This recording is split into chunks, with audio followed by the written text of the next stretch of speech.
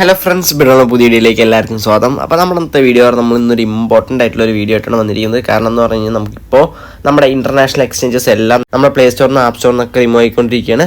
അപ്പോൾ ഇതിൻ്റെ റീസൺ എന്ന് പറഞ്ഞാൽ വേറെ ഒന്നുമല്ല, നമ്മുടെ ടാക്സേഷൻ്റെ ഇഷ്യൂ തന്നെയാണ്. അപ്പോൾ നമ്മുടെ ഇൻ്റർനാഷണൽ എക്സ്ചേഞ്ചസ് ഒന്നും ടാക്സിൻ്റെ അണ്ടറിൽ വന്നിട്ടുണ്ടായിരുന്നില്ല. നമുക്ക് കഴിഞ്ഞ ഇയറിൽ തന്നെ അല്ലെങ്കിൽ ഒരു 2 years ആയിട്ട് തന്നെ വാസറെക്സ് അതേപോലെ തന്നെ ഇന്ത്യൻ എക്സ്ചേഞ്ചസ് എല്ലാം ഈ ഒരു TDSും അതേപോലെ തന്നെ 30% ടാക്സും കൊണ്ടുവന്നിട്ടുണ്ടായിരുന്നു. അതുകൊണ്ട് ആൾക്കാർ എല്ലാവരും തന്നെ ഇൻ്റർനാഷണൽ എക്സ്ചേഞ്ച് യൂസ് ചെയ്യാൻ വേണ്ടി തുടങ്ങി. കാരണം അതിൽ ടാക്സ് ഇല്ല.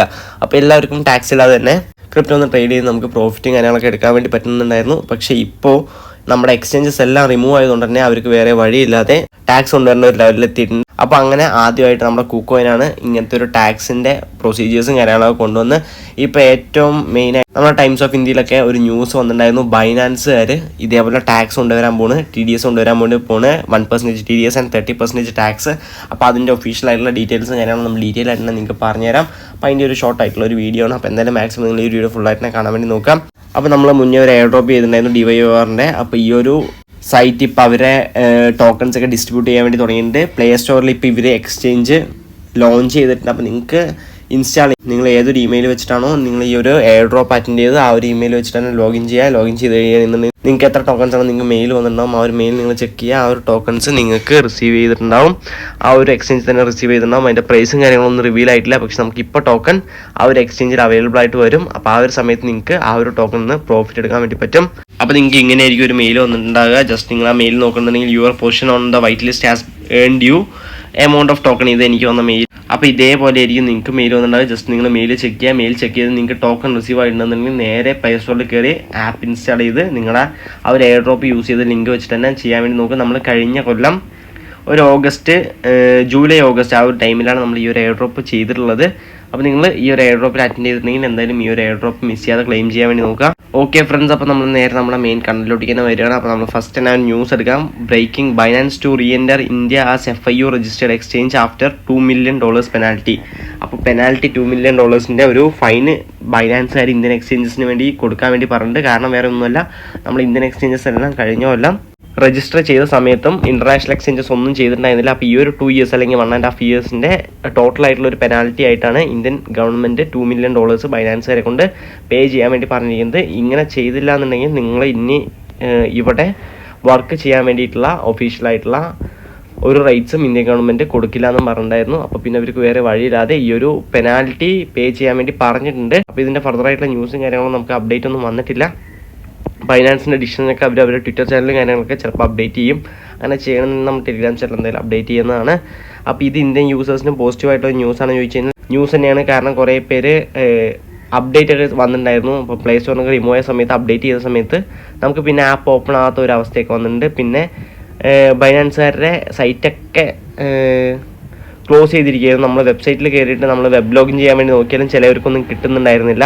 അപ്പോൾ അങ്ങനെ വരുന്ന സമയത്ത് കുറേ പേരെ ഫണ്ട് ബൈനാൻസ് ലോക്ക് ആയിരിക്കും. കാരണം most of the people Binance തന്നെ ആയിരിക്കും ടോക്കൺസും കാര്യങ്ങളൊക്കെ ഹോൾഡ് ചെയ്യുന്നുണ്ടായിരിക്കുക. അപ്പോൾ അതുകൊണ്ട് തന്നെ ആർക്കും ആക്സ് ചെയ്യാൻ പറ്റാത്ത ഒരു അവസ്ഥയാണ്. അപ്പോൾ ഇങ്ങനെ ടാക്സ് ഓക്കെ ആയി വരികയാണെന്നുണ്ടെങ്കിൽ നമുക്ക് ബൈനാൻസ് ഇനി ഒഫീഷ്യലായിട്ട് തന്നെ യൂസ് ചെയ്യാൻ വേണ്ടി പറ്റും. പക്ഷേ ഒരു ഡിസഡ്വാൻറ്റേജ് എന്ന് പറഞ്ഞു കഴിഞ്ഞാൽ നിങ്ങൾ ഓരോ ട്രേഡ് എടുക്കുന്ന സമയത്തും 1% TDSും നിങ്ങൾക്ക് എത്ര പ്രോഫിറ്റ് കിട്ടുന്നുണ്ടോ അതിൻ്റെ 30% നിങ്ങൾ ടാക്സുമായിട്ട് കൊടുക്കേണ്ടിയും വരും. അതാണ് മെയിനായിട്ടുള്ളൊരു ഡിസഡ്വാൻറ്റേജ്. അപ്പോൾ TDS നമുക്ക് ക്ലെയിം ചെയ്യാൻ വേണ്ടി പറ്റും. അതിലൊരു ഇഷ്യൂ ഇല്ല. നിങ്ങൾ ടാക്സ് പേയിങ് യൂസർ ആണെന്നുണ്ടെങ്കിൽ നിങ്ങൾക്ക് TDS ഈ ഒരു 1% ഡിഡക്റ്റ് ആകുന്നത് ഓട്ടോമാറ്റിക്കായിട്ട് നമ്മൾ ടാക്സ് പേ ചെയ്യുന്ന സമയത്ത് നമുക്ക് റിട്ടേൺ ആയിട്ട് ഫണ്ട് വരും. നിങ്ങൾ എപ്പോഴാണോ ടാക്സ് ക്ലെയിം ചെയ്യുന്നത് ആ ഒരു ക്ലെയിം ചെയ്ത് ഒരു 1 monthനുള്ളിൽ തന്നെ നിങ്ങളുടെ അക്കൗണ്ടിലോട്ടേക്ക് ഈ ഒരു TDS എമൗണ്ട് റീക്രെഡിറ്റ് ആവുന്നതാണ്. അപ്പോൾ Binance to restart operations in India as compliant FIU registered entity. അപ്പോൾ FIU എന്ന് പറഞ്ഞാൽ ഫിനാൻഷ്യൽ ഇൻ്റലിജൻസ് യൂണിറ്റ്. അപ്പോൾ ഇവരാണ് നമ്മുടെ ഈ ഒരു ടാക്സിൻ്റെയും എല്ലാത്തിൻ്റെയും കൺട്രോൾ. നമ്മൾ RBI പോലെ തന്നെ ഈ ഒരു ഏരിയയിൽ ഇവരാണ് നമ്മൾ ഫുൾ കൺട്രോൾ ഉള്ളത്. അപ്പോൾ ഇവരുടെ ഒരു അപ്രൂവും കാര്യങ്ങളൊക്കെ കിട്ടിയാൽ മാത്രമേ ഇന്ത്യയിൽ ഏതൊരു എക്സ്ചേഞ്ച് ആണെന്നുണ്ടെങ്കിലും അവർക്ക് പ്രവർത്തിക്കാൻ വേണ്ടി പറ്റുള്ളൂ, അവർക്ക് വർക്ക് ചെയ്യാൻ വേണ്ടി പറ്റുള്ളൂ. അപ്പോൾ അവരുടെ കുറേ പോളിസീസും കാര്യങ്ങളൊക്കെ, അപ്പോൾ ഈ ഒരു പോളിസീസ് ഫോളോ ചെയ്തില്ല എന്നുണ്ടെങ്കിലാണ് ഇതേപോലത്തെ പെനാൽറ്റീസും കാര്യങ്ങളൊക്കെ ഇവർ ഇമ്പോസ് ചെയ്യുക. അപ്പോൾ പിന്നെ വേറെ എക്സ്ചേഞ്ചസിന് ആ ഒരു പെനാൽറ്റി അടയ്ക്കാതെ പിന്നെ കണ്ടിന്യൂ ചെയ്യാൻ വേണ്ടി പറ്റില്ല. അപ്പോൾ മിക്ക ന്യൂസ് വെബ്സൈറ്റ്സിലും ഈ ഒരു ന്യൂസ് ഇപ്പോൾ വന്നിട്ടുണ്ട്. The world's largest crypto exchange was banned by government in ജനുവരി.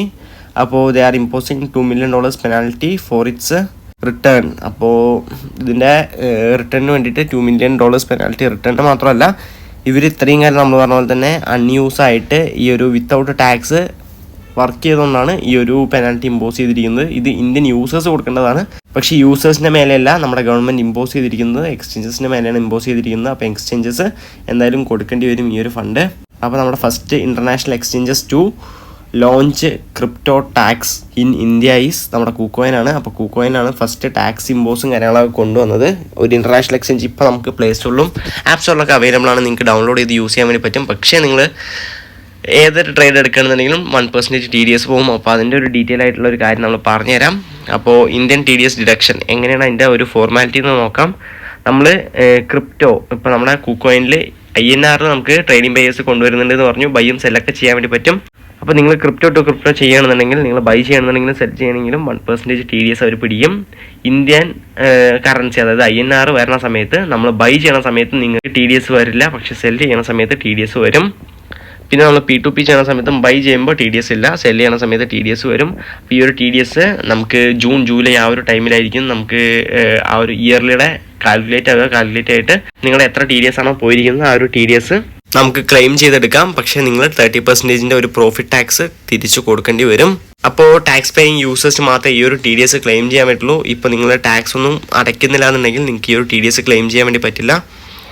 അങ്ങനെ ഒരു ഡിസഡ്വാൻറ്റേജ് ഉണ്ട്. അപ്പോൾ ടാക്സ് ഒന്നും കൂടെ എല്ലാവരെ കൊണ്ടും അടപ്പിക്കാൻ വേണ്ടി ഉള്ളൊരു ചെറിയൊരു പ്രൊസീജിയറാണ് ഈ ഒരു TDS. അപ്പോൾ ഇത്രയൊക്കെ ഉള്ളൂ ഗൈസ് നമ്മുടെ ഇന്നത്തെ ഒരു ഷോർട്ട് അപ്ഡേറ്റ്. അപ്പം എന്തായാലും നിങ്ങൾക്ക് ഇപ്പോൾ ബൈനാൻസ് ഓപ്പൺ ചെയ്യാൻ പറ്റില്ല എന്നുകൊണ്ട് നിങ്ങൾ ടെൻഷൻ അടിക്കണം. നിങ്ങളുടെ ഫണ്ടൊന്നും എവിടെയും ലോസ് ആവില്ല. ഉടനെ തന്നെ ഈ ഒരു ബൈനാൻസ് സൈറ്റും കാര്യങ്ങളൊക്കെ അവൈലബിൾ ആയിട്ട് വരും. നിങ്ങൾക്ക് മാക്സിമം ഏതെങ്കിലും ഒരു ഹാർഡ്വെയർ വാലറ്റിലോട്ടേക്ക് നിങ്ങളുടെ ഫണ്ടായിട്ടെല്ലാം മൂവ് ചെയ്യാൻ വേണ്ടി പറ്റുകയാണെന്നുണ്ടെങ്കിൽ അതായിരിക്കും ഏറ്റവും ബെറ്റർ ഓപ്ഷൻ.